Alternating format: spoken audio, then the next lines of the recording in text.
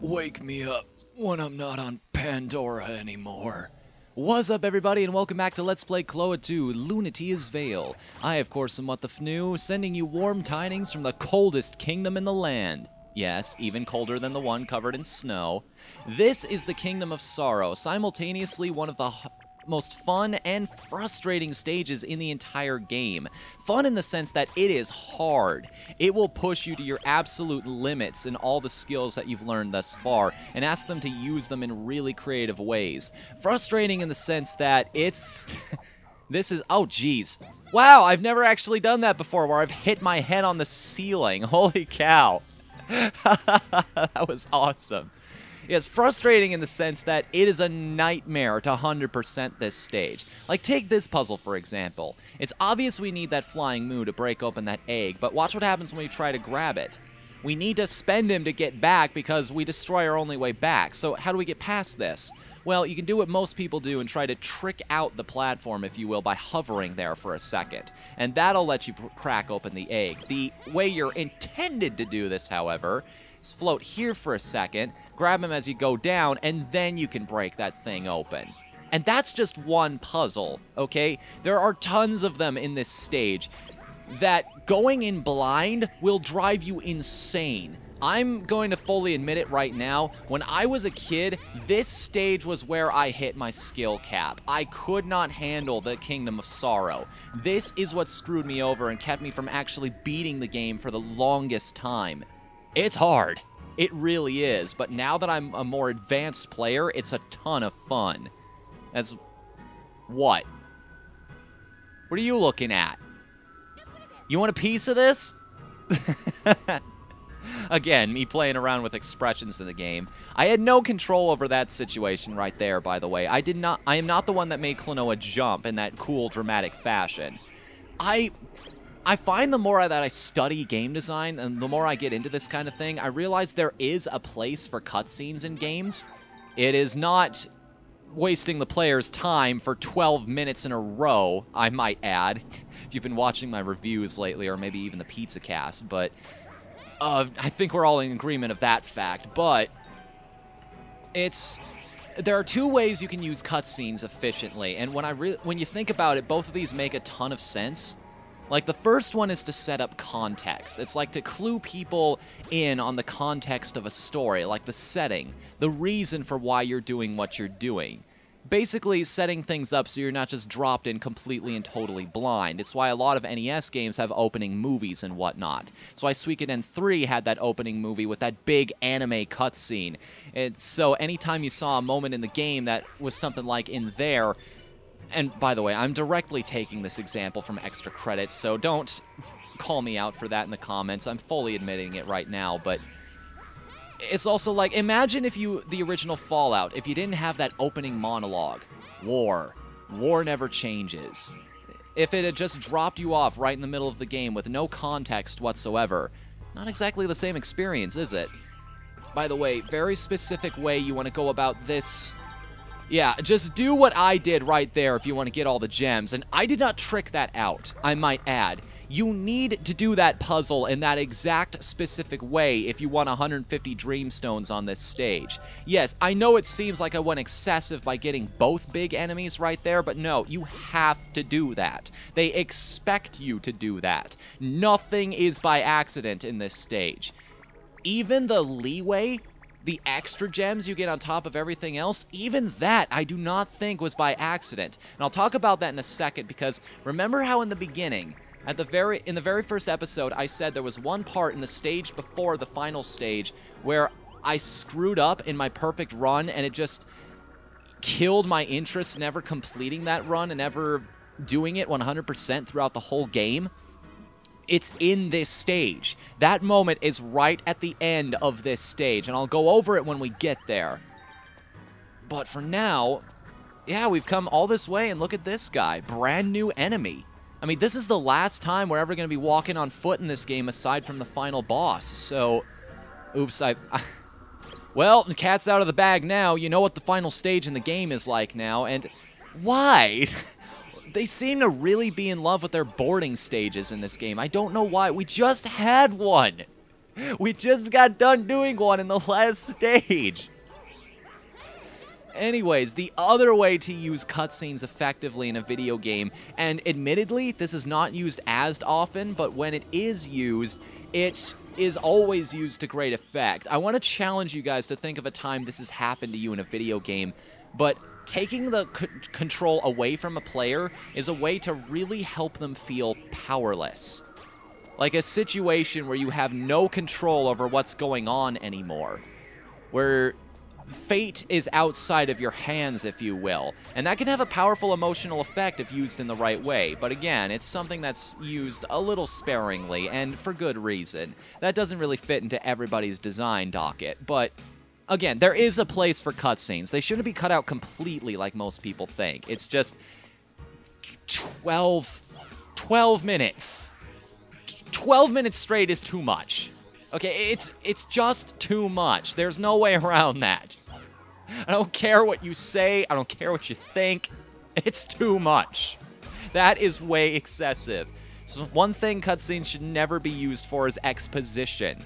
Okay? In fact, you try to avoid text dumps and exposition dumps as much as possible as a writer. That's like writing 101, English 101. Your third grade teacher teaches you this. But never mind. I love Freedom Planet. I'm just gonna say that right off the bat. I have no ill will towards that game as a game. It's just that I just can't get past that. I don't know if it says something about me as an individual. I don't mean to harp on an indie passion project like I said in that video, but it perturbs me. It's such a huge oversight, and especially from people who are indie devs and should know better. Anyway, we're gonna get off that. On a more positive note, a more constructive note, I know I say this a lot in this game, but I am absolutely enthralled. I am in love with this place's aesthetic. I can't get enough of it. It feels... I can't exactly describe it either. It reminds me of, like, Little Nemo, that opening dream sequence where he's riding his bed through the destroyed city. It has this... It's not exactly a warm aesthetic, despite the sunset we've got going on in the background, the perpetually red and orange sky. It's just beautiful in the sense that you definitely get the impression this is a very dead world, but at the same time, it's dead, but it doesn't feel oppressive. It doesn't feel depressing, if you will. That's the word I'm going for. Like most gray and brown settings, I get the feeling most people don't like them because, well, they lack color, they lack vibrancy, they lack personality, if you will. This place definitely has some of that, but it's on purpose. This is a world that's supposed to feel like it has nothing in it but expansiveness. Look at how far I can see into the background, this gigantic world that's around us. All these windows of all these buildings that have long since been abandoned. And it's designed well, too. It's a fun stage on top of that. Like, take this, for instance. This has been a huge discussion bit in a lot of my videos up to this point, and even on some of my live streams. I'm going to screw this up on purpose just to show this off. Well, okay, I'm not going to screw it up on purpose, but, because I don't really need to. You can use that enemy to crack open that egg, but notice something. He doesn't come back. So if you go over here, there's another one of them hanging out on this platform, but that means if you miss that first guy, you can still take this dude back to get that egg, but it means you have to run on these things and potentially fall in the pits below them in order to get to it. You have more than one chance at the collectibles in this stage, at least in that situation. It's just if you screw it up the first time, it requires even more skill to fix the mistake. And I think that's the proper way to go about it. It's a punishment that respects your time, I believe. And I think that is good design. That is the way to go about it. Not like things... I'm not saying that Donkey Kong Country Tropical Freeze is not a good game. It is. It's a fantastic platformer, but the collectibles, man. The stage length doubles in that game if you're going after the collectibles. Speaking of collectibles, I could grab all those Dreamstones with that Keaton, but why don't we use this one instead? Notice how this is a different color. This is a golden Keaton, and what's special about them is they can fly forever. Yup, I can use this guy for an eternity, and he will not disappear. I can land, I can go up again, I can land again, and he will not go away. The only ways to make him disappear is if I either crash into this enemy up here, or in this... Oh, what? What happened there? Did I break the... That was not supposed to happen. Do they just have double the life of a normal Keaton? Do I have my information wrong here? That was unexpected. That's actually never happened to me. The only two places they're supposed to disappear, through my experience, and I have quite a bit of experience playing this game, I feel the need to reiterate now that that's happened, is the idea of... is either if you crash into an enemy or that ceiling. For some reason, the ceiling in that room alone will break those Keatons. By the way, I love this little segment right here. How brave are you? How brave are you? You think you're good enough to grab all these Dreamstones without falling in the pits?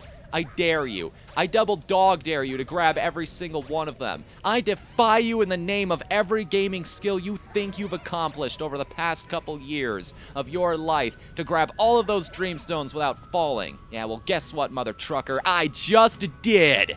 Where's your god now? Oh, right, he's a stage and a half away from here in his castle. Never mind. So stupid. Why do you guys listen to me sometimes? I have to wonder. Oh, speaking of listening to things, let's see if I can... Yes! Woohoo! And again, there is no extra there. You need to grab every single one of those to get 150 Dreamstones. Oh boy. Now, for this segment right here. Got a little bit of a break. All you have to do is follow this carousel of spikies in here. Just sort of bring yourself to the top without getting popped or damaged. Whew. There we go. That's all the doll parts, but we have not seen the end of this. Oh no. We have one more giant... Ow. Sorry, a little bit of gaseous buildup right there. I was helping myself to some homemade concoctions, if you will. I noticed this when I was a kid. I am a born alchemist. I love mixing things together and seeing what happens. This is why I have a dream. If this whole video game development thing doesn't work out, I want to make a video game themed restaurant someday. I've had this idea for a long time, and I don't know if I've actually talked about it in one of my Let's Plays before, but basically, it's a restaurant where everything, absolutely, uh-oh, that's not good. Well, I grabbed one of those gems back there, but, yes, the desserts are called final bosses, and there's 4 of them. There's, like, Glacius, the Ice Queen. It's like this huge sundae. There's Gravelor, the Earth Giant.